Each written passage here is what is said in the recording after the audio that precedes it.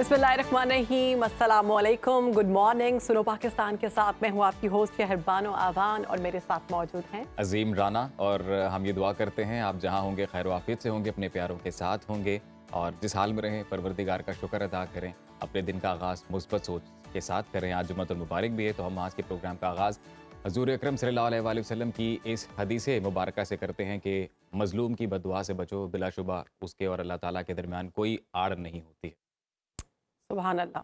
आजकल लोगों में बेजा जुल्म और ज़्यादती आम हो चुकी है। नाजायज़ केस, किसी का हक खाना, किसी का माल गस्ब करना, पड़ोसियों को परेशान करना, किसी की ज़मीन पर नाजायज़ कब्जा करना, मार पीट करना, गालिम गलोच करना गुनाही तसव्वुर नहीं किया जाता। नबी करीम सल्लल्लाहु अलैहि वसल्लम ने हमेशा अपने सहाबा को जुल्म करने से मना फरमाया और मजलूम के हक में आवाज़ बुलंद करते थे। आप फरमाते हैं कि मजलूम की दुआ के लिए आसमान के दरवाजे हमेशा खुले रहते हैं, उसकी दुआ कभी रद्द नहीं होती। याद रहे, सब गुनाहों में सबसे बड़ा जो गुनाह है वो जुल्म है। किसी पर जुल्म करना, चाहे काफिर के साथ भी किया जा रहा हो, इस पर भी मना किया गया। अल्लाह करीम को बर्दाश्त नहीं, इसलिए पूरी कोशिश करें कि आपकी ज़ात से किसी के साथ नाइंसाफ़ी ना हो। हमें हमेशा मजलूम की हिमायत करना चाहिए और हमेशा हमें ख्याल रखना चाहिए कि मजलूम की बद्दुआ का शिकार ना बने, क्योंकि इसका नतीजा बहुत खराब हुआ दिखाई देता है।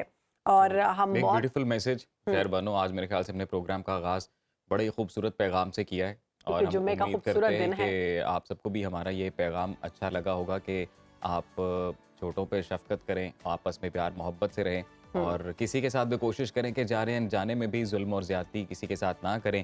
और बिलखसूस हम अब देख रहे हैं कि दुनिया में जिस कदर चंद ममालिक के ऊपर जिस तरह से जुल्म के पहाड़ तोड़े जा रहे हैं, मकबूजा कश्मीर की सूरत हाल उसमें है और फिर फ़लस्तीन की जो सूरत हाल है वो सबके सामने है। जुल्म और तो बर्बरियत की काबिल इंतहा मज़म्मत की है। जा रही है और हम ये बेसिकली ये जो पैगाम है कि मजलूम के साथ जुल्म ना करो, ये इसीलिए है कि ना इसको हमारे नबी ने पसंद किया, ना इसको हमारे रब ने पसंद किया और ना ही कोई भी मजहब इस चीज़ की इजाज़त देता है कि आप जुल्म करो किसी भी जान पर, किसी के माल पर या किसी भी तरह से।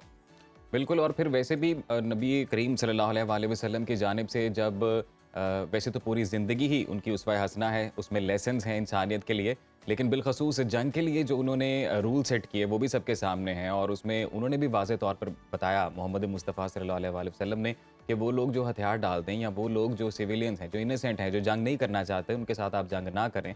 आप दरख्तों को ना तोड़ें, जंग के दौरान आप अस्पतालों पर हमले ना करें या बुज़ुर्गों, बच्चों, औरतों पर हमले ना करें। लेकिन हम उसके बरक्स सूरत हाल देखते हैं कि जिस तरह से फ़लस्तीन में निहत्ते बेचारे बच्चे, वहाँ के बुज़ुर्ग, वहाँ की औरतें जिनके छत सर से जो है वो छत भी छीन ली गई है, जिस तरह से उसके ऊपर जो इसराइल है वो बर्बरियत के जुल्म और जबर के जो पहाड़ तोड़ रहा है वो काबिल मज़म्मत है। काबिल मज़म्मत है। मासूम बच्चों को निशाना बनाया जा रहा है, ख़वातीन को निशाना बनाया जा रहा है और साथ ही साथ हमने पहले देखा कि घरों में बॉम्बिंग की जा रही थी, अब हम देख रहे हैं अस्पतालों में भी बम गिराए जा रहे हैं। और जिस एरिया को वो डिक्लेयर करते हैं कि ये एरिया सेफ़ है, वहाँ पर लोग जाते हैं तो वहाँ पर भी बम गिरा देते हैं और उन लोगों को भी शहीद कर दिया जाता है। और जो विजुअल्स, जो तस्वीर और दिल जो दहलाने वाले विजुअल्स जो रील्स सोशल सामने आ मीडिया रही पर शेयर किए जा रहे हैं वो नहीं देखे जाते, नहीं देखे नाकाबिले जा रहे। बर्दाश्त हैं जी। बहरहाल इस मौजू पर हम इन डिटेल गुफ्तगू भी करेंगे, लेकिन अब मेरे ख्याल से न्यूज़ राउंड अप की जानिब बढ़ें। जी, मुल्क की सियासत में क्या तब्दीलियां आ रही हैं, सियासत में किसके लिए दरवाजे खुल रहे हैं और किसके लिए बंद हो रहे हैं। नवाज शरीफ की वापसी से सियासी मंजरनामा क्या बनेगा, पेट्रोल सस्ता और आवाम को कितना रिलीफ मिल रहा है, मजीद मईशत की गाड़ी किस रफ्तार से चल रही है, फ़लस्तीन तनाज़े से मशरिक़ वस्ता के हालात पर अगर देखें तो क्या मंजर सामने आएंगे, हमास और इसराइल जंग जो है किन खतरात का इशारा दे रही है, इसी तमाम तर सूरत हाल पर एक नज़र डालते हैं। पाकिस्तान गजा के महसूर फलस्तीनियों की मदद में पेश पाक फौज की जानिब से इमदाद की पहली खेप रवाना। इमदादी सामान इस्लामाबाद से बरास्ता मिस्र भिजवाया गया। सामान में 1000 खेमे, 4000 कंबल और 3 टन दवाएं शामिल। वापसी का सफर शुरू। नवाज शरीफ सऊदी अरब से दुबई पहुंच गए। साबिक वजीर आजम 4 साला खुद साख्ता जिला वतनी खत्म करके कल खुसूसी तैयारे के जरिए इस्लामाबाद पहुंचेंगे। नून लीग की इस्तकबाल की तैयारियां तेज, काफिले लाहौर की तरफ चल पड़े। गिरफ्तारी का खतरा टल गया, लीगी कायद को बड़ा रिलीफ मिल गया। तोशाखाना केस में नवाज शरीफ के वारंट गिरफ्तारी मुअत्तल, अल अजीजिया और एवनफील्ड रेफरेंस में हिफाजती जमानत मंजूर। पेशी के लिए 24 अक्टूबर तक मोहलत भी मिल गई। चेयरमैन पीटीआई के लिए सियासत के दरवाजे बंद होने लगे। इलेक्शन कमीशन ने चेयरमैन के ओहदे से हटाने के लिए दायर दरखास्त समाअत के लिए मंजूर कर ली। तौहीन इलेक्शन कमीशन केस में भी 24 अक्टूबर को फर्द जुर्म आयद किए जाने का इम्कान। सस्ते तेल की खरीदारी में बड़ी पेशरफ्त। रूस और पाकिस्तान में तवील मुद्दती तेल खरीदारी का मुआहिदा तय। ऑयल रिफाइनरीज को बराह रास्त तेल खरीदने की इजाजत। पहला कार्गो दिसंबर में पाकिस्तान पहुंचेगा। रूसी तेल आम मार्केट से $10 फी बैरल सस्ता होने का दावा। दुनियाई क्रिकेट पर हुक्मरानी की जंग। शाहीनों का अगले महाज पर बेंगलुरु में पड़ाव। आज कैंगरू से पंजा आजमाई होगी। वर्ल्ड कप रिकॉर्ड में ऑस्ट्रेलिया का पलड़ा भारी। कौमी टीम ने आखिरी बार 2011 के वर्ल्ड कप में ऑस्ट्रेलिया को शिकस्त दी थी।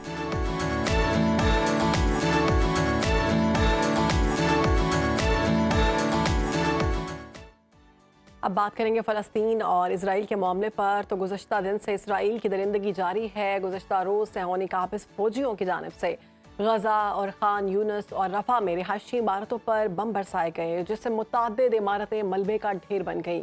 गुज़श्ता 24 घंटों के दौरान मज़ीद 200 से ज़ायद फ़लस्तीनी शहीद हो गए। मलबे में दबे सैकड़ों अफराद की तलाश जारी है। इसराइल की बमबारी से मजमूई तौर पर फ़लस्तीनी शहदा की तादाद 3800 तक पहुँच गई है। वहशियाना बमबारी से गजा का जो तिब्बी ढांचा है वो नाकाबिल तराफी नुकसान पहुंचा है उसको। अब तक 17 अस्पतालों समेत सेहत के 26 मराकज़ तबाह हो गए हैं। दर्जनों हेल्थ वर्कर्स शहीद हो चुके हैं। अद्वियात और तिब्बी सामान की शदीद किल्लत है। अस्पतालों में सहूलियात खत्म होने पर डॉक्टर मरीजों को बेहोश किए बगैर ऑपरेशन करने पर मजबूर हैं। दूसरी जानिब मगरिब की दहशतगर्दी, इजराइल की पुष्पनाही जारी है। अमेरिकी सदर जो बाइडन के बाद बरतानवी वज़ीर आज़म भी तल अवीव पहुंच गए हैं और इसराइल को मुकम्मल हिमायत की यकीन दहानी करवा रहे हैं। मगर फ़लस्तीन में तड़पती चीखती इंसानियत पर मुस्लिम दुनिया बेबस दिखाई दे रही है। गजा के महसूर फ़लस्तीनियों की मदद में पाकिस्तान पेश है।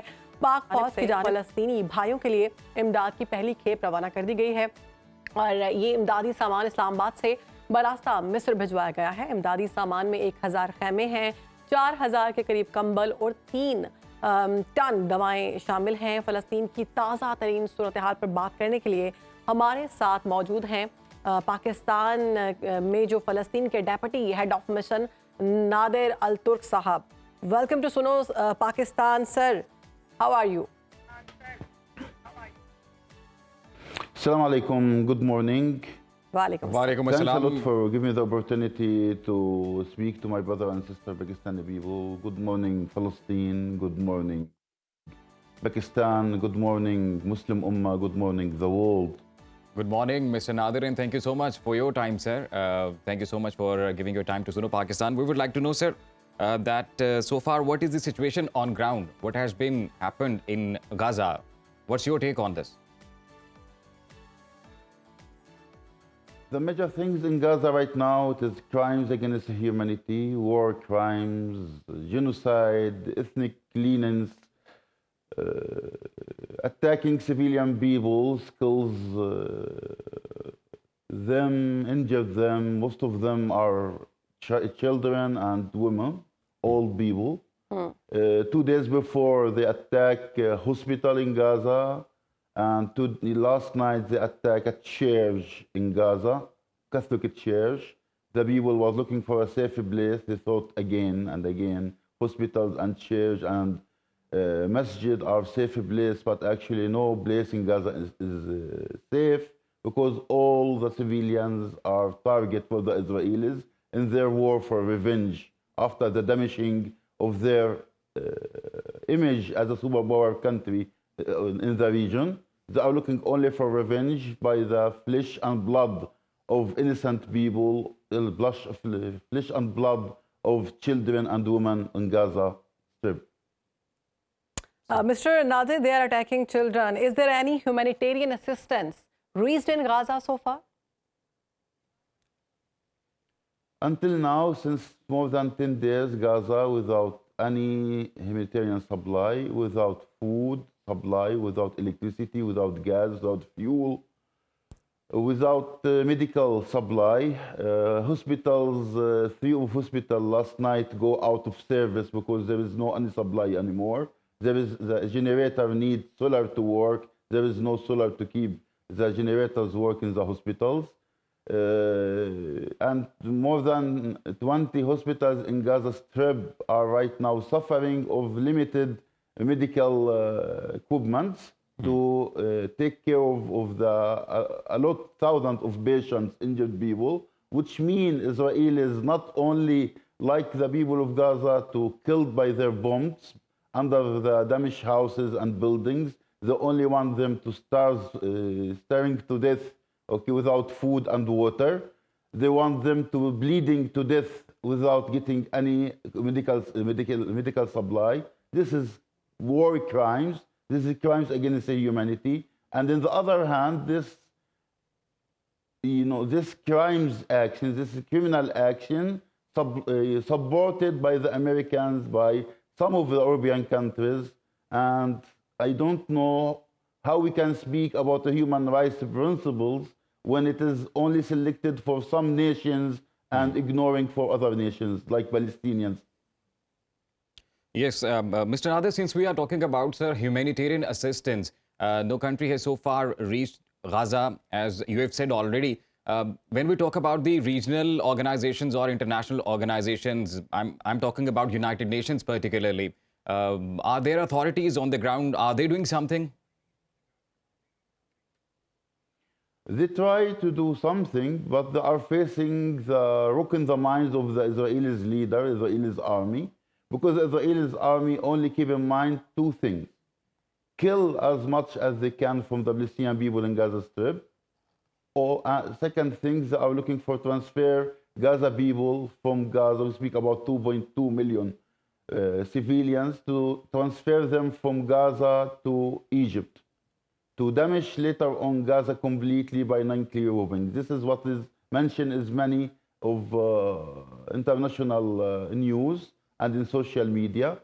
This is the plan of Israelis. And for the United Nations, I need to mention one thing. We're getting from the United Nations more than 800 resolutions from the General Assembly of the United Nations, more than 85 resolutions from Security Council of the United Nations, and they don't have the power to make Israelis obey it or following it. So we hope so. This time they will succeed to do something in favor of the lives of the civilian people in Gaza. Mr. Nader, if we talk about international politics, the support of international powers for Israel is imminent. We can see the support of US President, the support from Britain. Are you satisfied, or the people of Palestinians are satisfied from the support they are getting, or any support if they are getting from any country or the OIC? We appreciate our Muslim Ummah for the support, but as you mentioned, after the damage of Israelis of a superpower country in the region in the 7th of the month, and this war for revenge to rebuild their image as a superpower country in the region by our blood and flesh, the Americans not only support Israelis by their veto, not only support Israelis by giving them a huge number, of weapons to use it against the Palestinians, not only support the lives of Israelis when they are mentioned that Palestinians, armed people kill children, Israeli children. After that, they are say that the hospital attacked by the Palestinians, not by the Israelis. And maybe today they will mention that the church was Palestinian wicked, not Israelis wicked. This is keep supporting their lives. They even send their airplane carrier to the Mediterranean Sea to give two messages, clear messages, that if Israel not have the power to defend themselves, we will defend Israel. And anyone think to fight Israel, actually he is fighting USA, United States of America itself, to make everyone afraid to be involved in supporting the Palestinians, and make the Palestinians afraid of keep their battle for independence and freedom. This is the American message. Mr. Blinken, the foreign minister of USA, when he arrived to Israel, he mentioned, I didn't came here as a foreign minister, I came as a Jew. Actually, Nader, the since Jews you are talking themselves about are sir, against the a Israeli clear-cut crime. message, since you are sir, talking about the clear-cut message from the Yes. USA, Mr. Biden, he said, if Israel not exist, we're going to create it. The question, if all this support by American and British to Israelis' crimes, we are waiting for real support from our Muslim Ummah. Sir, We need that- them to use that's wisely exactly their is my diplomacy, question. their That's political exactly, relation Mr. in Nader, is favor my of question. That is there, do you think, is there any Islamic country or any other country which can help, in curbing the siege in Gaza? Do you think there is any country which can play a vital role in it? all the Muslim Ummah can getting a very active role in it. Not only the neighbors of Palestine. We are united and Muslim Ummah behind defending Aqsa Masjid, defend Palestine, defend Palestinian people. To protect them, we can do something. I don't ask for army to be involved. I don't ask for military actions. I ask for active diplomacy to insist the Israelis and put under Bashar all the Mr. blind Nader, support thousands of innocent Israelis in lives their have crimes. been lost. What do you think? Why Israeli forces attacking innocent children, innocent women, innocent civilians? As I said, they are trying to rebuild their image as a superpower country by our people, flesh and blood. Yes, They are looking for revenge, Mr. Nader, only since revenge. Pakistan has They have always support the right to self-determination, Brother, sir. please give me a moment Yes, just yes, to please. explain one thing. Please, please, The please. Israelis keep in mind, they want to transfer civilians from north of Gaza to south of Gaza. Attack, in the other hand, they keep attack the people in south of Gaza. The second step going to be to transfer the whole people of Gaza, 2.2 million from Gaza to Egypt. Third step, according to what mentioned, to attack Gaza by technical non-clear weapons to be damaged once forever, which means Palestinian people in Gaza are going to become, for the second time in their life, a refugee since 1948, and they will find no place to come back to it, which means transfer people of Gaza from Gaza Strip. It is not going to be temporarily. It is going to be forever. Your support is needed to end this madness, to end this crimes against humanity. We need active diplomacy against Americans, against the British in their blind support for the Israelis. We have the power, we need to use it. Sir, since Pakistan has always supported the right to self-determination, and in context of occupied Jammu and Kashmir, sir, we certainly, understand the sufferings of innocent lives in Palestine. Our thoughts are with the innocent lives, and I think our government has also been doing some vital role in terms of humanitarian assistance. We appreciate Pakistan leaders, Pakistan government, Pakistani president, His Excellency President of Pakistan yesterday. He came and showed the support of Pakistan people, Pakistan government, Pakistan leaders to our by his visit, honorable visit to our embassy yesterday morning. The aid of Pakistan. Yes, sir, you are certainly right. I'm really very sorry, sir. We are running out of time. Mr. Nader, thank you so much for your time, sir. For your time for Suno Partially. और पाकिस्तान जो है वो बिलखसूस जो OIC ममालिक के साथ मिलकर इस सारे मामले को देख रहे हैं और हमारी डिप्लोमेटिक सपोर्ट हर तरह की सपोर्ट इनके साथ दिया गया है वो बड़ा क्लियर है कि मुस्लिम उम्मा अगर चाहे तो वो इस सारे मामले को रोक सकती है और मुस्लिम उम्मा मुत्तहिद होकर इस पर आवाज़ उठाए और उनकी जानिब से ये भी कहा गया है कि हम ये नहीं कह रहे कि जंग करें या जंग में शामिल हो, हम सिर्फ ये कह रहे हैं कि इसमें मिलकर किरदार करें ताकि जंग को ख़त्म किया जाए। और उन्होंने ये भी वाज़ेह कर दिया है कि जी कोई एक मुल्क नहीं है जो किरदार अदा कर सकता है, तमाम जो मुस्लिम उम्मा है, तमाम इस्लामिक ममालिक को मिलकर पीस निगोशिएट करना चाहिए। यहाँ पर हम शामिल करेंगे जी एक ब्रेक के बाद मज़ीद स्टोरीज़ भी आपके साथ शेयर करेंगे, तो आप कहीं मत जाइएगा, देखते रहिए सुनो पाकिस्तान।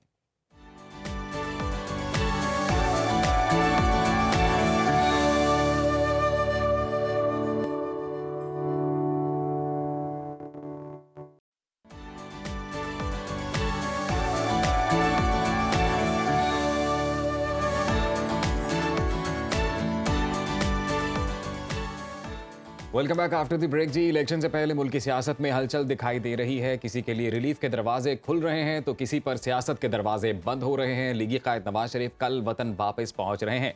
नून लीग ने उनकी वापसी का मुजवजा प्लान भी जारी कर दिया है। वापसी से पहले नवाज शरीफ को अदालतों से भी रिलीफ मिल चुका है। इस्लामाबाद हाईकोर्ट ने अल अजीजिया और एवन फील्ड रेफरेंस में उन्हें गिरफ्तार न करने का हुक्म दे दिया है, जबकि एहतसाब अदालत ने तोशाखाना केस में साबिक वजीर आजम के वारंट गिरफ्तारी मुअत्तल कर दिए हैं। दूसरी जानिब चेयरमैन पीटीआई की पार्टी चेयरमैनशिप खतरे में दिखाई दे रही है। इलेक्शन कमीशन ने साबिक वजीर आजम को पार्टी सरबराही से हटाने के लिए दरखास्त समाअत के लिए मंजूर कर ली है और नोटिस जारी कर दिया गया है। नवाज शरीफ की वापसी का शेड्यूल क्या है, दुबई में तैयारियां कहां तक पहुंची हैं, इस पर बात करेंगे। हमारे साथ सुनो न्यूज के नुमाइंदे मुश्तबा अली शाह मौजूद हैं। Welcome to Suno Pakistan. मुश्तबा, कैसे हैं आप? और ये बताएं कि नवाज शरीफ दुबई में आज उनकी क्या मसरूफियात हैं और किन किन अहम शख्सियात से मुलाकातें करने जा रहे हैं, और कल पाकिस्तान में जब वो आएंगे उस शेड्यूल के हवाले से बताएं।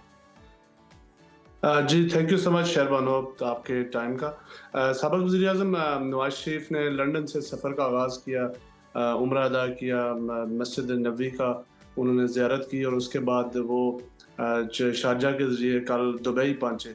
दुबई जब वो पहुँचे तो उससे पहले जो उनकी फ़्लाइट थी शेड्यूल्ड वो कैंसिल हो गई और उनके कुछ जो रुफ़का थे उस फ्लाइट में वो तो आ गए, लेकिन नवाज शरीफ साहब नहीं आए।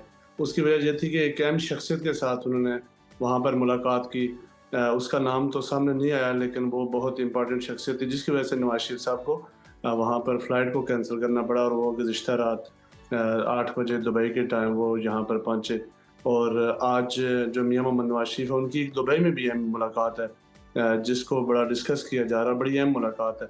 और इस मुलाकात के बाद नवाज शरीफ साहब कल जो पाकिस्तान के लिए जो दुबई का टाइम 9 बजे और पाकिस्तानी टाइम 10 बजे वो यहाँ से रवाना होंगे।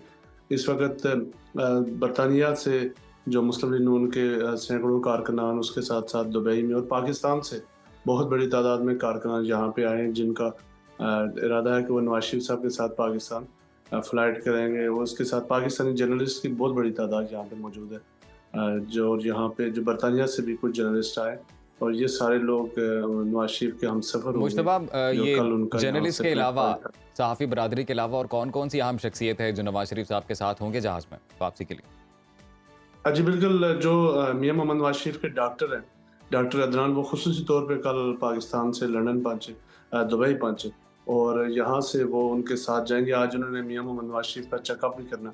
इसके साथ साथ इरफान सदीकी को ख़ास तौर पे मियां मोहम्मद नवाज शरीफ ने पाकिस्तान से तलब किया और वो यहाँ पर इस वक्त मौजूद हैं दुबई में। कल उन्होंने मीडिया से भी बातचीत की और वो मियां मोहम्मद नवाज शरीफ के साथ सफ़र करेंगे पाकिस्तान का।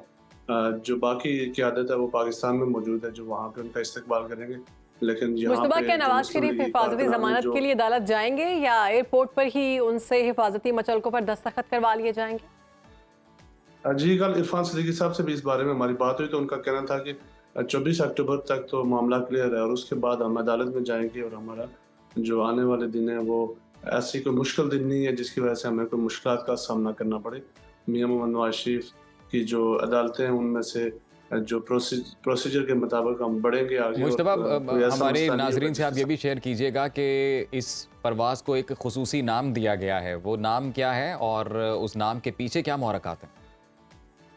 इस परवाज़ को मियां मोहम्मद नवाज शरीफ ने खुद इंतखाब किया। उसका नाम उम्मीद पाकिस्तान है और इसका मतलब यह है कि नवाज शरीफ पाकिस्तान की आखिरी उम्मीद है और जो इस वक्त पाकिस्तान बुरानों में है और जो इस वक्त मुश्किलात है और उनकी जो अवाम की जो वाहिद उम्मीद है, जो होप है, वो सिर्फ नवाज शरीफ है और वो एक मकसद लेके चल रहे हैं कि मैं पाकिस्तान में पहुंचूंगा, इलेक्शन में हम प्रॉपर पार्टिसिपेट करेंगे और फ्यूचर में इस जो नारे के साथ मैदान में उतरेंगे और पाकिस्तान को इन मसाइल से निकालेंगे जिसका इस वक्त पाकिस्तान। ठीक है, पाकिस्तान में भी नवाज शरीफ के इस्तकबाल की तैयारियां जो हैं वो जोरों शोर से जारी हैं। बहुत शुक्रिया मुश्तबा, आपने हमें वक्त दिया और अब देखना है कि कल कैसा इस्तकबाल किया जाता है नून लीग की जानिब से और इस्तकबाल के लिए कितने लोग वहाँ पर पहुँचते हैं। कहा तो ये जा रहा था कि लाखों में लोग वहाँ पर पहुँचेंगे, इस्तकबाल की तैयारियां भी की गई थी। बिल्कुल जी, अब ये देखेंगे कल तो हम शामिल करेंगे यहाँ पर ब्रेक। आप कहीं मत जाइएगा, देखते रहिए सुनो पाकिस्तान।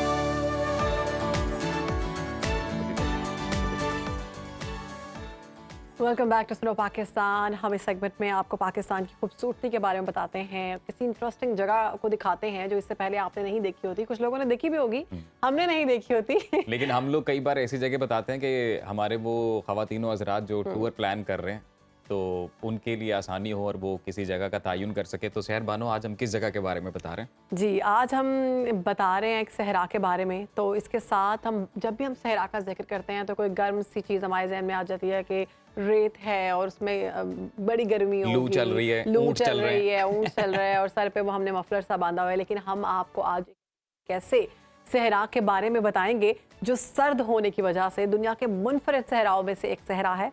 इस स्कर्दू में वाक़या सहरा है सरफरंगा इसे कहा जाता है। सरफरंगा, हाँ, सरफरंगा, जिसे कोल्ड डेजर्ट स्कर्दू भी कहा जाता है।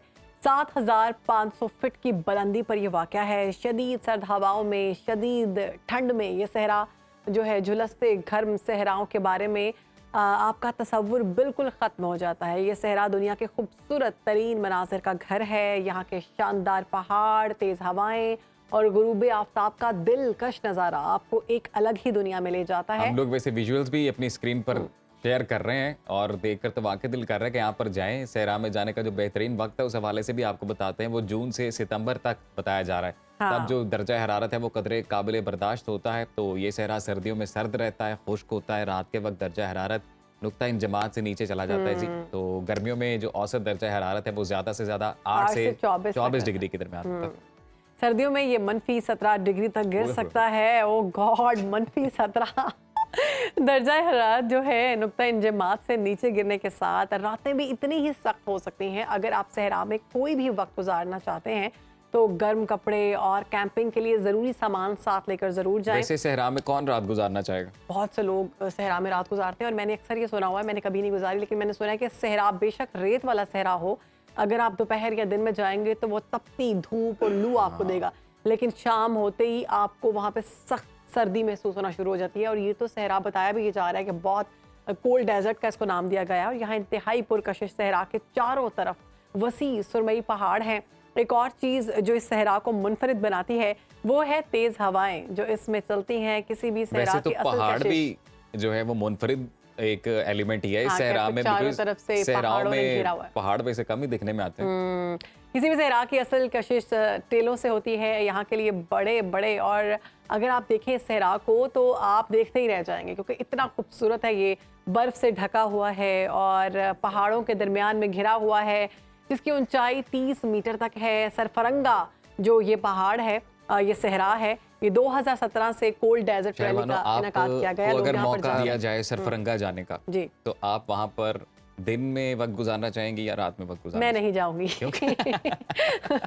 मुझे इतनी सर्द जगह नहीं पसंद नहीं और पसंद? मुझे एंजाइटी शुरू हो जाती है सोच के कि आप वहाँ पर जा रहे हैं, वहाँ पे कुछ भी नहीं है, आपने खुद से सरवाइव करना है, खुद से रहना है। लेकिन एक मुख्तलिफ चीज है ना, कोल्ड लेकिन डेजर्ट। मैं इतनी आपने वो कभी इस तरह ठंडा की- सहरा नहीं देखा नहीं, होगा, मैंने तो ठंडा ठंडा सहरा नहीं देखा और मैं इतनी ठंड बर्दाश्त भी नहीं कर सकती, मुझे लगता है। बहरहाल हमारे वो नाजरीन जो ठंड बर्दाश्त कर सकते हैं और जो एडवेंचर के शौकीन हैं, तो आपकी नेक्स्ट डेस्टिनेशन होनी चाहिए सरफरंगा डेजर्ट। यहाँ जरूर जाएं और अपनी मजे मजे की फोटोज खींचे, हमारे साथ भी शेयर करें। हम और भी मेरे अपनी ख्याल से वीडियोस आप भी दिखाएंगे। सहरा के बारे में सोचें। अभी वक्त है ब्रेक का, ब्रेक के बाद हाजिर होंगे। आपने कहीं जाना नहीं, देखते रहिए सुनो पाकिस्तान।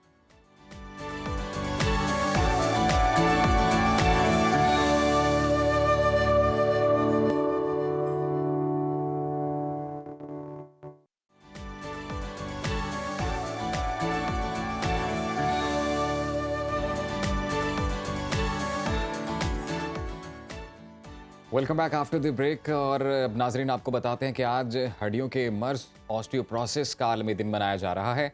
हड्डियों का बुरबुरापन, कमजोरी और उनका टूटना ऑस्टियोप्रोसिस कहलाता है, जिसका अमल अमूमन 40 साल की उम्र में शुरू हो जाता है। इस पर बात करने के लिए हमारे साथ मौजूद हैं हड्डियों के अमराज की माहिर डॉक्टर सादिया रियाज। उनसे भी बात करेंगे। इस पर एक रिपोर्ट तैयार की है, पहले वो रिपोर्ट देखें। वर्ल्ड ऑस्टियोपोरोसिस डे आज पाकिस्तान समेत दुनिया भर में ऑस्टियोपोरोसिस का दिन मनाया जा रहा है। इस दिन को मनाने का मकसद इस बीमारी से मुतालिक हर सतह तक आगाही आम करने के साथ मतवाजन गज़ा समेत मुतहर्रिक और फ़आल जिंदगी गुजारने की जानिब तवज्जो मबजूल करवाना है। वर्ल्ड ऑस्टियोपोरोसिस डे 2023 का theme importance of secondary fracture prevention है। दुनिया भर में अमराज कल्ब के बाद ऑस्टियोपोरोसिस दूसरा बड़ा मर्ज करार दिया गया है। ये हड्डियों के भुरभुरेपन का आर्जा है, जिसमें हड्डियों का हुजम कम और साख्त में तब्दीली वाक़या हो जाती है, जिससे मुतासरा अफराद की हड्डियां बगैर किसी फ्रैक्चर के गलना सड़ना शुरू हो जाती हैं। इस मर्ज में मुब्तला लोगों की हड्डियां इस हद तक कमजोर और नाजुक हो जाती हैं कि मामूली सी चोट लगने से भी टूट सकती हैं। इंटरनेशनल ऑस्टियोपोरोसिस फेडरेशन के मुताबिक 50 साल से जायद उम्र की हर 3 खवातीन में से एक और हर 5 में से एक मर्द में हड्डियों के टूटने के इम्कानात पाए जाते हैं। इस बीमारी के ज्यादातर केसेस में इलामात जाहिर नहीं होती। अगर इसका बरवक्त इलाज ना करवाया जाए तो ये बीमारी खतरनाक नताइज की हामिल हो सकती है। रिपोर्ट आपने देखी है। इस पर बात करने के लिए हमारे साथ मौजूद हैं doctor Sadia Riaz. Welcome to Suno Pakistan. Doctor साहिबा, बताइएगा ऑस्टियोपोरोसिस है क्या, ये कितना खतरनाक मर्ज है, सिम्टम्स क्या हैं इसके? अस्सलाम वालेकुम जी। सबसे पहले बहुत शुक्रिया कि आपने इतने इम्पॉर्टेंट टॉपिक के लिए आज मुझे यहाँ इनवाइट किया। ऑस्टियोपोरोसिस लफ्ज़ तो बड़ा मुश्किल सा है, लेकिन अगर इसको हम बिल्कुल आम अल्फाज में बात करें तो इसका मतलब ये बनता है कि हड्डियों का भुरभुरापन, यानी कि हड्डियाँ इस कदर कमज़ोर हो जाती हैं कि उनमें सुराख हो जाते हैं, भुरभुरी हो जाती हैं। इस बीमारी को साइलेंट डिजीज़ या खामोश बीमारी भी कहा जाता है। इसकी वजह ये है कि ये प्रेजेंट किसी सिम्टम्स के साथ करती नहीं है। आमतौर पे पेशेंट तभी हमारे पास आता है जब उसे कोई मेजर फ्रैक्चर हो चुका होता है, कॉमनली जैसे कि बाजू का फ्रैक्चर, मोहरे का फ्रैक्चर, कूल्हे का फ्रैक्चर। और जब पेशेंट आता है और पता चलता है कि फ्रैक्चर है और हम उसको चेकअप करते हैं तो उसमें ऑस्टियोपोरोसिस निकलता है। तो बेसिकली स्टार्ट ये बीमारी होती है हड्डियों की कमज़ोरी से, हड्डियों का भुरभुरापन और हड्डियों का घिस जाना। डॉक्टर साथी, ये बताइएगा, ये जेनेटिकली ट्रांसफॉर्म होती है डिजीज़ या ट्रांसफ़र होती है, या ये नॉर्मली भी लाहक हो सकती है, और अगर लाहक होती है तो इसके सिम्टम्स क्या होते हैं? नॉर्मली 40 प्लस की ख़वातीन में कॉमनली देखी जाती है।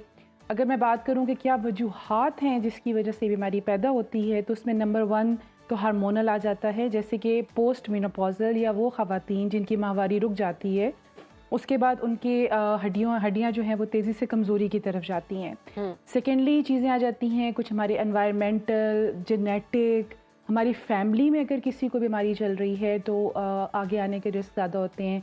हम यहाँ पे मर्द हजरात को इग्नोर नहीं कर रहे हैं, बिल्कुल मर्दों में भी कॉमन है और उम्र के साथ साथ ये देखी जा रही होती है। जैसे कि अगेन रिस्क फैक्टर्स आ जाते हैं, जैसे कि स्मोकिंग हो गया, डाइट का प्रॉपर ख्याल ना रखना, सर फहरिस्त तो हमारी अगर किसी हमारी शख्स की फैमिली हिस्ट्री में ये डिजीज शामिल है तो ये बीमारी उसमें आ सकती है, इनहेरिटेड है ये? बिल्कुल बिल्कुल इनहेरिट हो सकती है और उस पेशेंट को ये बीमारी होने के चांसेस दूसरे पेशेंट की निस्बत ज़्यादा होते हैं।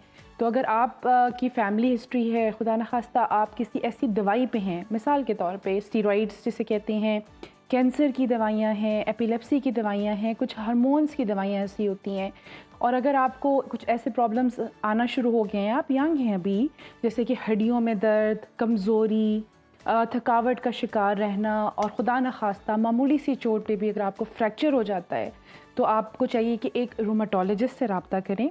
रूमेटोलॉजिस्ट वो डॉक्टर हजरात होते हैं जो कि हड्डियों और जोड़ों का इलाज करते हैं बग़ैर ऑपरेशन और सर्जरीज़ के।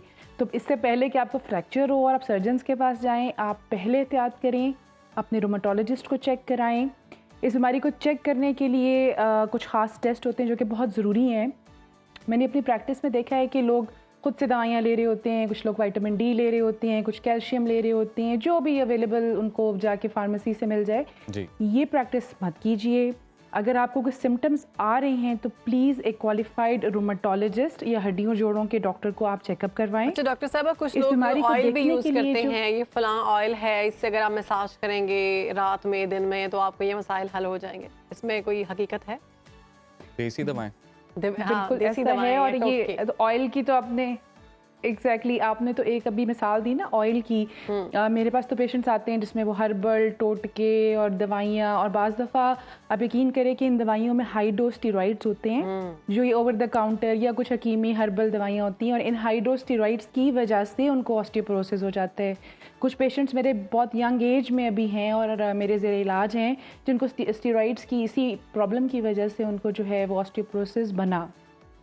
तो ये बहुत ज़रूरी है कि आपके लिए कि मौलिद से रब्ता करना, और ख़ास तौर पे इस बीमारियों को जो डॉक्टर्स डील करते हैं उन्हें हम रूमेटोलॉजिस्ट कहते हैं।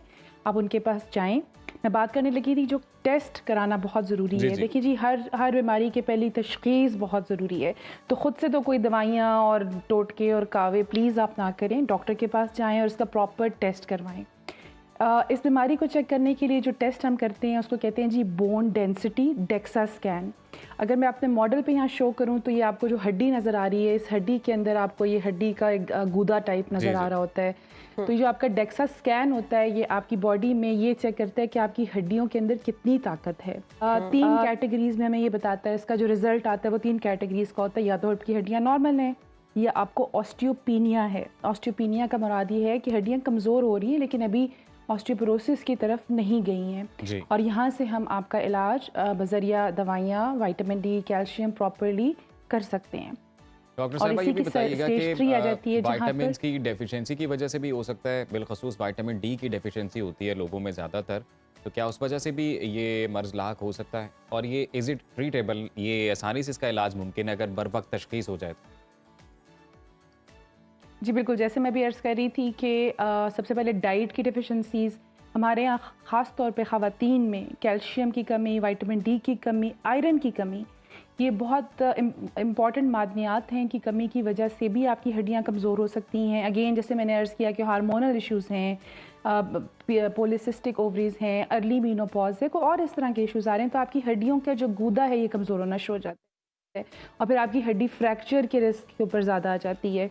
कॉमनली जो मैं देख रही होती हूँ ख़ासतौर पे बुज़ुर्ग ख़वातीन में, वो ये मोरे के फ्रैक्चर के साथ आएंगी, ठीक है, जी जी। और बताएंगी कुछ नहीं, बस कहेंगी जी डॉक्टर साहब कमर में दर्द हो रही है जी, अचानक शुरू हुई और शदीद दर्द है और समझ नहीं आ रही क्या हो रहा है। जैसे ही हम इसका एक्सरे करवाते हैं और यहाँ से जो आपका मोरा होता है वो कोलैप्स हुआ होता है, जैसे ही मोरा कोलैप्स होता है इस जगह पे ये आपकी नर्व्स होती हैं जो आपको येलो कलर की नज़र आ रही हैं, ये दबना शुरू हो जाती हैं और शदीद पेन होती है जो कि इस कमर के एरिया में होती है और फिर चलती हुई टांगों की तरफ भी जाती है।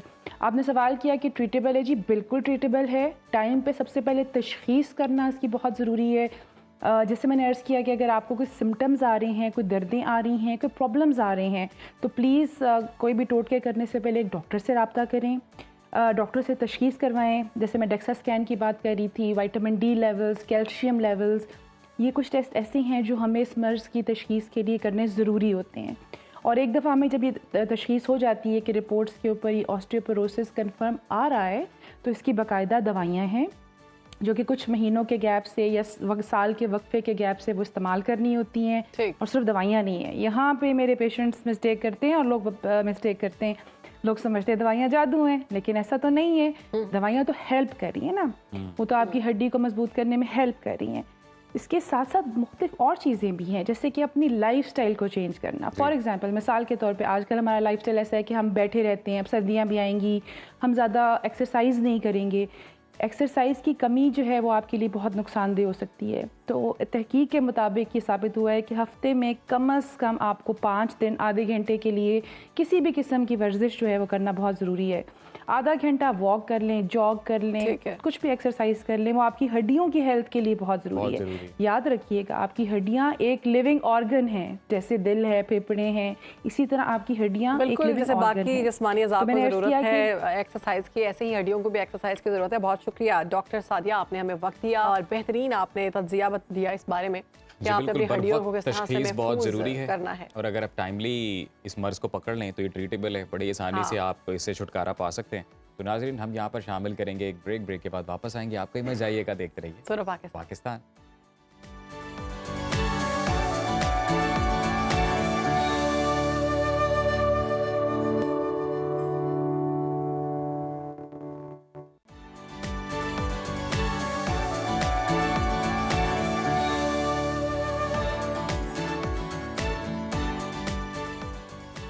Welcome back to Suno Pakistan. खाना पकाना भी एक आर्ट है। खाने में जायके का दारोमदार, ज़ाकी तनासुब के बारे में जानना, उसको डालना, ये हर कोई नहीं कर सकता। खाने में शामिल चीज़ की मामूली सी मिकदार में कमी या ज़्यादती से जायका बिगड़ सकता है और खाने का मज़ा जो है वो ख़राब हो सकता है। खाने को जायकेदार बनाने में शेफ़ का किरदार अहम होता है।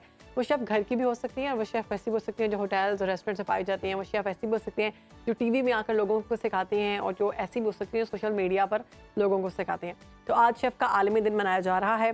इसी मौजू पर बात करने के लिए हमारे साथ इंटरनेशनल शेफ़ हिना शुएब मौजूद हैं, उनसे बात करेंगे। Hina, thank you so much for your time. ये कहिएगा कि आपके खाने वैसे दुनिया भर में फेमस हैं। आप इस फील्ड की तरफ कैसे आईं? अपने जर्नी के बारे में बताइएगा। अस्सलाम वालेकुम पाकिस्तान। वालेकुम और आज के दिन शेफ़ डे के हवाले से पहले तो सब शेफ़्स को मेरा सलाम आज के दिन के हवाले से। और मेरी जर्नी कई दफ़ा माशाल्लाह इस मीडिया के थ्रू मैं बता चुकी हूँ कि as a housewife till chef मेरी जर्नी रही। और इस जर्नी में माशाल्लाह बहुत मैंने वर्कआउट किया है इस जगह को आने के लिए, और इस वाइट जैकेट को पहनने के लिए माशाल्लाह अल्लाह ताला ने मेरी हर जगह मदद करी। और अपने पाकिस्तानी अपने ट्रेडिशनल खानों को मैंने जो है वो हमेशा हर इस प्लेटफॉर्म पे जो है वो मुतारिफ करवाया, और अल्हम्दुलिल्लाह हमेशा पजीराई मिली अल्हम्दुलिल्लाह। अच्छा हिना, हमें ये बताइएगा कि एक बेहतरीन शेफ़ बनने के लिए कौन कौन सी हैं अहम चीज़ें हैं जिनको आपने रखना होता है जहन में कि ये करेंगी तो आप बेहतरीन शेफ़ बन जाएंगी? खानों में कौन कौन सी ऐसी चीज़ है जो नॉर्मल लोग गलती करते हैं, वो नहीं करनी चाहिए, ये बताइए। खानों में गलतियाँ,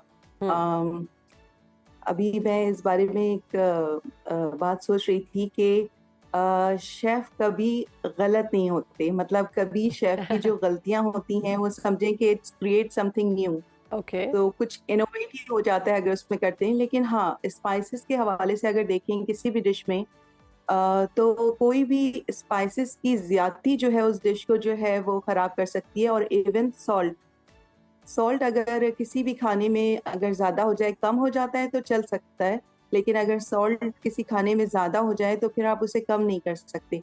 तो स्पाइसेस को मद्देनज़र रखते हुए थोड़ा सा अपने हाथ को, जो कहते हैं ना, थोड़ा कंट्रोल करना चाहिए स्पाइसेस के साथ। अदरवाइज शेफ से जो हैं वो गलतियां तो हर किसी से होती हैं और इंसान गलतियों से ही सीखता है माशाल्लाह। जी, जी, बिल्कुल। हिना, आप चूँकि एक्सपर्ट हैं अपनी फ़ील्ड में, तो हम ये चाहेंगे कि आप ये बताइएगा कि स्पाइसेस का भी ज़िक्र हो रहा है, मसालों का ज़िक्र हो रहा है, तो कहा ये भी जाता है कि जो मसाला जात हैं, वो सेहत को नुकसान पहुँचाते हैं, अगर इनका ज़्यादा इस्तेमाल किया जाए। तो ये बताइएगा कि अब किस तरह इनको यूज़ किया जाए अपने खानों में कि खाना आपका हेल्दी रहे और जो जायका है, वो भी बरकरार रहे? जी, देखिए स्पाइसेस का यही है, स्पाइसेस में ज़्यादातर अगर हम देखें तो मिर्चें या बहुत ज़्यादा मिर्चें भी अपने खानों में जो है वो यूज़ करना, और आपको पता है कि हम एशियंस जो हैं वो बगैर मिर्चों के हमारा तो गुजारा नहीं है। हाँ जी। तो कोशिश ही करनी चाहिए हेल्दी फूड के लिए, अगर हम हेल्थ वाइज मद्देनज़र रखें और न्यूट्रिशंस वैल्यू देखें खानों की। आप जैसे एग्जांपल कि आप कोई वेजिटेबल बनाने जा रहे हैं तो कोशिश करें कि उसे इतना ना पकाएं, उसे इतना ना कर लें कि उसकी जो ग़िज़ाइयत है वो सारी ख़त्म हो जाए। तो स्पाइसेस तो जो है वो आपके हाथ में होते हैं, अगर ज़रूरी नहीं, और मेरी जहाँ तक मेरी सोच है अच्छा हिना, इस तो फील्ड में जो किसी दिलचस्पी रखती हैं अच्छी और खवातीन, घरेलू खवातीन, उनको क्विकली आप क्या मैसेज देंगी? कोई टिप एक बता दें। खाने के मुतालिक जी, खाने बनाने के मुतालिक। खाने बनाने के मुतालिक उनको मेरा मैसेज यही है कि औरतें भी और बल्कि सबके लिए ये मैसेज है कि कम खाएं मगर हेल्दी खाएं। और खाने के थ्रू ही देखें, हर किसी का अगर आपको दिल जीतना है, चाहे वो शौहर हो या बच्चे हों या आपके बड़े हों, तो सबका दिल करने के लिए एक अच्छा खाना और हेल्दी खाना जो है वो ज़रूरी होता है। तो कम खाएं मगर हेल्दी खाएं। हिना, बड़ा ही खूबसूरत मैसेज आपने दिया। बहुत शुक्रिया आपके वक़्त का। सुनो पाकिस्तान को आपने वक़्त दिया, और कम खाएँ लेकिन सेहतमंद खाएँ। It's a very good message, और इससे आपकी सेहत भी अच्छी रहेगी, आप एनर्जेटिक भी रहेंगे और आप और बीमारियों से भी मसाला बचे जात ज़्यादा डालने से कभी भी ऐसा नहीं होता कि आप बहुत अच्छा खाना बनाते हैं। मसाले जो है मुतवाज़न होने चाहिए, एक बैलेंस होने चाहिए। बहुत ज़्यादा स्पाइस जो है वो भी आपकी सेहत के लिए अच्छी नहीं है मेरे ख्याल से। अभी और मेरे ख्याल से ब्रेक लेंगे हम लोग। अभी हम ले रहे हैं ब्रेक के बाद हाजिर होंगे। आपने कहीं जाना नहीं, देखते रहिए सुनो पाकिस्तान।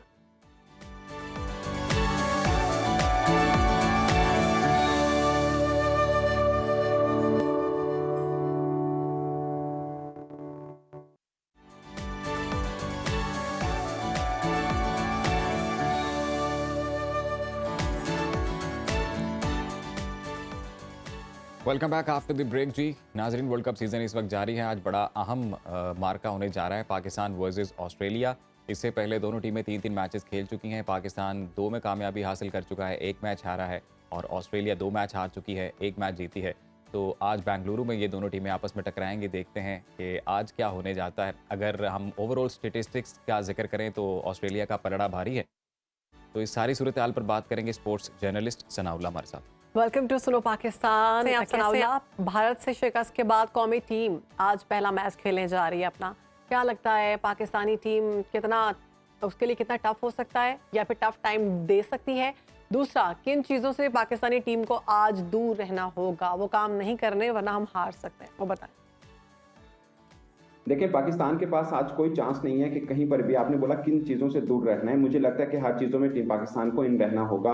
पाकिस्तान को तीनों फील्ड, बैटिंग, बॉलिंग और फील्डिंग, तीनों में अपना आज दिखाना होगा, क्योंकि भारत से हार के बाद पाकिस्तान और भारत मैच ऐसा होता है कि कोई भी टीम हारती है ना, वो बहुत बुरी तरह से लड़खड़ाती है। इंडिया जीता है, इंडिया अब ऊपर उड़ रहा है और पाकिस्तान हार है। और पाकिस्तान के लिए आप कह सकते हैं कि बैड लग गया है कि अगला मुकाबला हमारा ऑस्ट्रेलिया से पड़ गया। एक भारत से हार, दूसरा मुकाबला ऑस्ट्रेलिया से पड़ गया। और ऑस्ट्रेलिया के लिए ये मैच बहुत इंपॉर्टेंट है, अगरचे पाकिस्तान के लिए भी बहुत इंपॉर्टेंट है, मगर ऑस्ट्रेलिया अगर हारता है तो वो सेमीफाइनल की दौड़ से बाहर हो सकता है, बल्कि हो जाएगा। और पाकिस्तान भी अगर हारता है तो पाकिस्तान के चांसेस भी कम हो जाएंगे, मगर ऑस्ट्रेलिया ज्यादा स्टेक पर है पाकिस्तान की निस्बत में। तो वो जख्मी शेर की तरह पाकिस्तान पर हमला करेगा। ऑफ कोर्स पाकिस्तान भी कॉर्नर टाइगर बना हुआ है इस टाइम, क्योंकि पाकिस्तान के पास कोई ऑप्शन नहीं है। और ऑस्ट्रेलिया के खिलाफ मैच ही पाकिस्तान की वाहिद उम्मीद है कि अगर यहाँ पर जीते हैं तो हमें एक पीक मिलती है। दूसरा एक चीज देखिएगा, जब भी कोई मेगा इवेंट होता है ना, तो राइट टाइम के ऊपर पीक बहुत जरूरी है। और मुझे लगता है कि पाकिस्तान के लिए ये राइट टाइम है। अगर जहां पर पीक पकड़ती है ना, तो फिर पाकिस्तान को फाइनल पे देखेंगे। सनाउल्लाह, क्या स्ट्रैटेजी होनी चाहिए आज अगर टॉस जीतते हैं तो?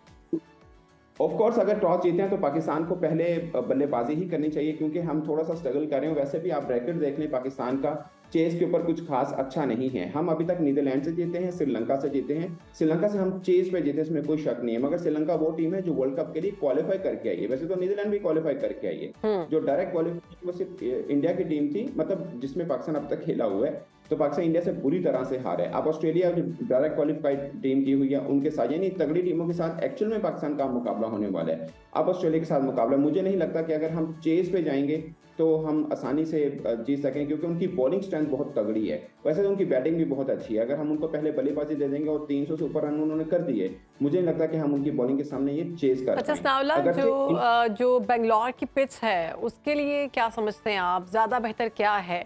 पहले बॉलिंग करनी चाहिए या बैटिंग? दूसरा कि अगर पाकिस्तान बैटिंग कर लेता है तो आप समझते हैं कि वो बहुत अच्छा परफॉर्म करेगा? मुझे लगता है कि पाकिस्तान के पास चांस यही है कि हम टॉस जीत के पहले बैटिंग करें। हम अगर 300 तक रन, क्योंकि पहले बैटिंग में आपके ऊपर प्रेशर नहीं है और आपको प्रॉब्लम आपके बल्लेबाजी में आ प्रेशर ले लेते हैं। सॉरी, ओपनर्स कौन कौन होने चाहिए आपकी नजर? मुझे लगता है कि 300 का हिंसा तो अबूर करना ही चाहिए ऑस्ट्रेलिया से टीम को हराने के लिए, क्योंकि फिर आपकी बॉलिंग में खासकर शहीन है, हसन अली और हारिस रऊफ हैं, और शायद आज उसामा मीर भी खेल लें। और अगर वो खेलते हैं तो एक ट्रम्प कार्ड भी साबित हो सकते हैं, क्योंकि रीड नहीं हुए हुए उसामा मीर ऑस्ट्रेलियाई बल्लेबाज। अच्छा सनाउल्लाह, ये बताइएगा कि पाक भारत टाकरे में ये कहा जा रहा था कि अब्दुल्ला और इमाम ने जो ओपनिंग की, अगर हम इमाम की जगह फ़खर को चांस देते तो वो ज़्यादा बेहतर होता। तो आज के मैच में भी ऐसी ही कोई बात है? नहीं, कल पाकिस्तान क्रिकेट बोर्ड की तरफ से प्रेस रिलीज आ गई है कि फखर जमान जो हैं वो एक हफ्ते के लिए अवेलेबल नहीं हैं। उसके ऊपर लोग कई डाउट कर रहे हैं कि शायद फखर जमान इंजर्ड नहीं थे या थे, मगर एक हफ्ते के लिए उनको नी इंजरी है और वो एक हफ्ते यानी 2 मैचेस के लिए वो अवेलेबल नहीं होंगे। फिर एक चांस आया कि हम रिजवान को ओपन कर लें और मिडिल ऑर्डर की बैटिंग को बढ़ा दें, मगर मिडिल ऑर्डर में सलमान अली आ गए हैं, उनको फीवर है, तो आपके पास कोई ऑप्शन नहीं है कि बैटिंग में कोई चेंज कर सकें। बैटिंग में चेंजिंग का कोई ऑप्शन नहीं है। कोशिश करेंगे, दुआ करेंगे कि आज पाकिस्तान जो है वो जीते, और मेरे ख्याल से पाकिस्तानी खिलाड़ी जो है वो भी बहुत इस वक्त कोशिश में होंगे कि आज का मैच हमें हर सूरत जीतना चाहिए। इंशाल्लाह जीतेंगे। बहुत शुक्रिया सनाउल्लाह, आपने हमें वक्त दिया। अभी वक्त ब्रेक का हाजिर होंगे नए सेगमेंट में, आपने कहीं जाना नहीं।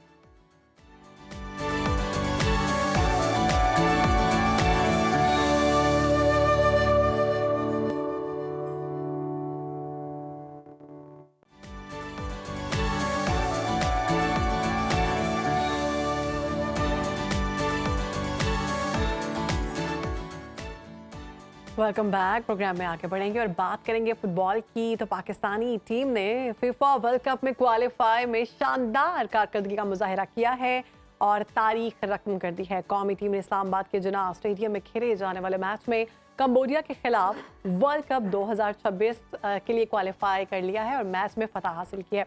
इसी पर बात करेंगे, हमारे साथ मौजूद है कौमी football player Haroon Hamid. Welcome to Suno Pakistan. Haroon, congratulations for your fabulous performance. How are you feeling now? Thanks for having me. Yeah, of course. Still hasn't settled in that we're through to the next round and that I got the goal. So, alhamdulillah, we're happy and we're looking forward to the next games. Our best wishes are with you, Haroon. Tell me, are you satisfied with overall performance of Pakistani team in this tournament so far? Yeah. I think we've had a plan and we've stuck to the plan. You know, we haven't conceded any goals in the 2 games, so you know that's always a positive. So it shows that we're doing well and we're turning a new page in Pakistan football, inshallah.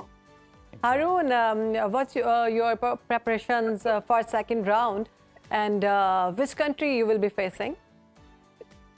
So we'll be facing Saudi Arabia next month in November. I think the preparation should start soon with a camp or who knows, but I think we're still happy and we're still celebrating the victory and the history that we made. So yeah. So Haroon, tell us, is Saudi Arabia going to be a tough competitor?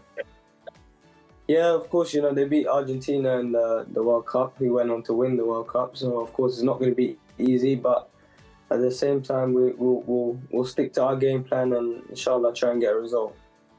So Haroon, how tough will be the second round of World Cup qualifying? I think that'll be the toughest game that we've had, 100%. So we've got to really focus and stick to what we know and what we were told to do by the coaches. And yeah. Tell us, are we as a team equipped enough to take on any team or any competitor in this tournament? Yeah, of course. You know, we Cambodia were higher ranked than us by about 20-30 places, and we beat them over 2 legs. So you know, we're growing as a team, and with games we'll gain more confidence. So the confidence is sky high in the team right now. So I think we're a force to be reckoned with. Haroon, tell us about that specific match that you have played against Cambodia. Since our viewers really want to know, what were you feeling at that time when you have goaled, you know, against the opposite? Yeah, I think for me personally, that was the best moment in my career so far. Especially being a home game in Pakistan. You know, all the fans were cheering with us from the very first minute to the last. So, you know, they were all behind us and we just wanted to make them proud, and alhamdulillah, that's what we did. So Haroon, had there been any particular strategy at that time, or that was just spontaneous? You just kicked the ball? I think it's always good to anticipate where the ball's going to land, and I just tried to do that when I saw the high ball come over, and alhamdulillah, it landed right in front of me. So I took the shot and scored. Alhamdulillah. Haroon, when is the second round of qualifying will be played, and what's your hopes and wishes? It's November the 16th. So November it's 16th. not far. Best of luck for that, Haroon. Yeah. Tell us that what's the situation like? Do you guys have enough support from the relevant authorities, the finances, the training? Everything is up to the mark? I think, you know, this is an upcoming footballing nation, you know, so it's never going to be perfect. But with wins like these, people will notice football more and it will grow. And I think we'll get more support and more exposure. And coming on to the Saudi game, that's like the biggest game we've played so far, you know. So that's great exposure for us, and you know, inshallah, we can try and do our best there as well. Inshallah, we wish you best of luck, Haroon, and thank you so much for your time and joining us, Suno Pakistan. हमारी दुआएं आपके साथ Pakistani football team के साथ हैं कि बेहतरीन कारकर्दगी का मुजाहरा करें और सेकंड राउंड के लिए क्वालिफाई किया है। जैसे पाकिस्तान का नाम आपने पहले रोशन किया, इसी तरह से आप पाकिस्तान का नाम रोशन करें, आगे बढ़ें। बिल्कुल। और अपने नाज़रीन को थोड़ा ये भी बताते हैं कि हारून कह ये रहे थे कि जो गोल उन्होंने किया है उससे उनका कॉन्फिडेंस बड़ा बूस्ट अप हुआ है। और दूसरा सऊदी अरब के साथ अगला मुकाबला है, तो सऊदी अरब एक टफ कंपेटिटर है, बड़ा हाँ। हरीफ है, और वो कह ही रहे हैं कि उनके साथ खेलने से मजीद कॉन्फिडेंस बढ़ेगा। और ये भी उनकी जानिब से कहना था कि जो स्ट्रेटजी थी वो कोई नहीं थी, बस मैंने हमारी स्ट्रेटजी क्या है अभी? हमारी स्ट्रेटजी ये है कि हम हाजिर होंगे इंशाल्लाह मंडे को, जी। और आज का प्रोग्राम हमारा खत्म हुआ। उम्मीद करते हैं कि आपको आज का प्रोग्राम पसंद आया होगा। मंडे को हाजिर होंगे नए प्रोग्राम के साथ, नई स्टोरीज के साथ, नए गेस्ट के साथ। तब तक के लिए अपना ख्याल रखिए। हमारी तरफ से अल्लाह हाफ़िज़। अल्लाह हाफ़िज़।